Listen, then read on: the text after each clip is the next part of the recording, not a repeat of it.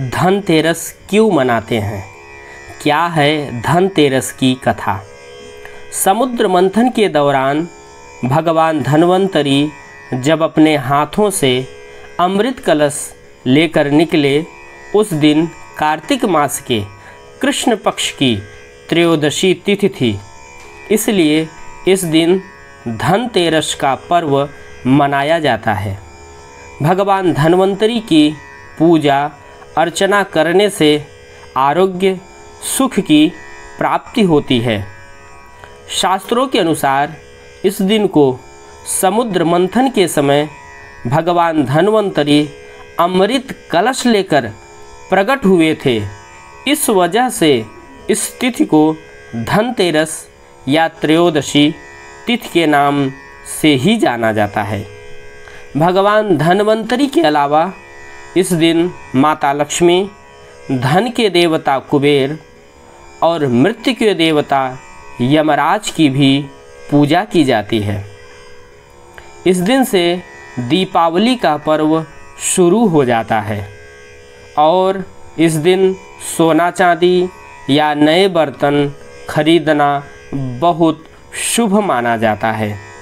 भारतीय संस्कृति में स्वास्थ्य को ही सबसे बड़ा धन माना गया है और इस दिन को राष्ट्रीय आयुर्वेद दिवस के रूप में भी मनाया जाता है। मान्यता है कि भगवान धन्वंतरी को भगवान विष्णु का अंश माना जाता है और इन्होंने ही संसार में चिकित्सा विज्ञान का प्रचार और प्रसार किया। इस दिन घर के द्वार पर तेरस दीपक जलाए जाने की प्रथा है।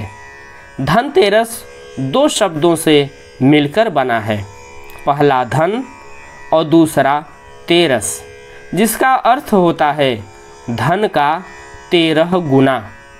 भगवान धन्वंतरी के प्रकट होने के कारण इस दिन को वैद्य समाज धन्वंतरी जन्मोत्सव के रूप में मनाया जाता है। शास्त्रों में वर्णित कथाओं के अनुसार समुद्र मंथन के दौरान भगवान धन्वंतरी हाथों में अमृत कलश लेकर प्रकट हुए थे। जिस तिथि को भगवान धन्वंतरी समुद्र से निकले वह कार्तिक मास के कृष्ण पक्ष की त्रयोदशी तिथि थी। भगवान धन्वंतरी समुद्र से कलश लेकर प्रकट हुए थे, इसलिए इस अवसर पर बर्तन खरीदने की परंपरा चली आ रही है। भगवान धन्वंतरी को विष्णु भगवान का अंश माना जाता है और इन्होंने ही पूरी दुनिया में चिकित्सा विज्ञान का प्रचार और प्रसार किया। भगवान धन्वंतरी के बाद माता लक्ष्मी 2 दिन बाद समुद्र से निकली थी, इसलिए उस दिन दीपावली का पर्व मनाया जाता है।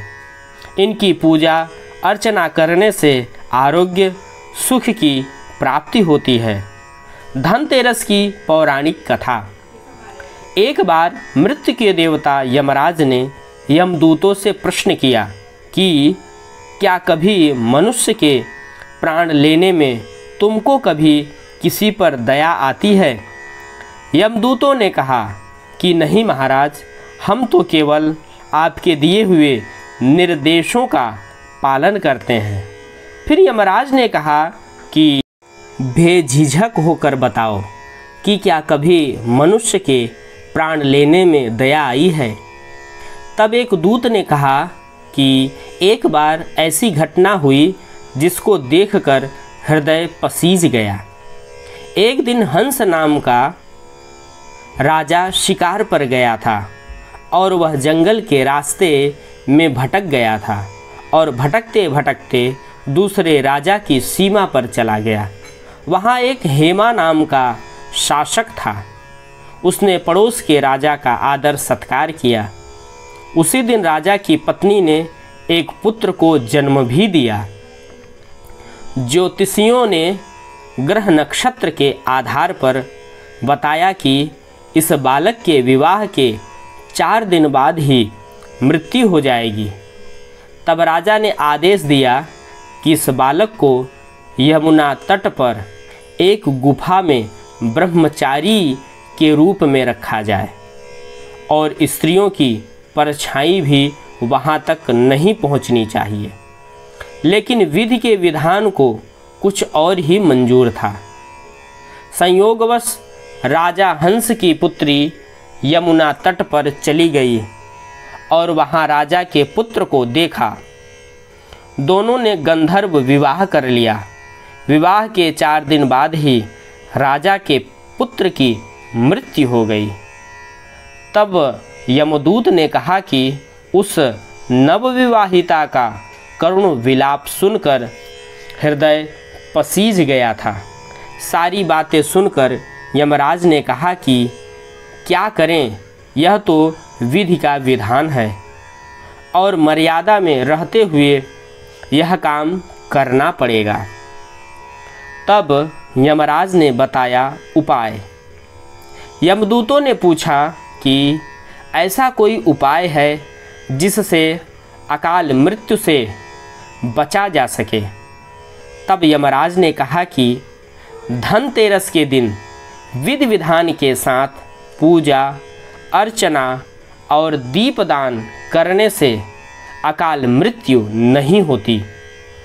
इसी घटना की वजह से धनतेरस के दिन भगवान धन्वंतरी, यम देवता और माता लक्ष्मी की पूजा की जाती है और दीपदान किया जाता है। आपको यह वीडियो अच्छा लगे तो लाइक करें, चैनल को सब्सक्राइब करें, बेल आइकन को दबाना न भूलें। राधे राधे।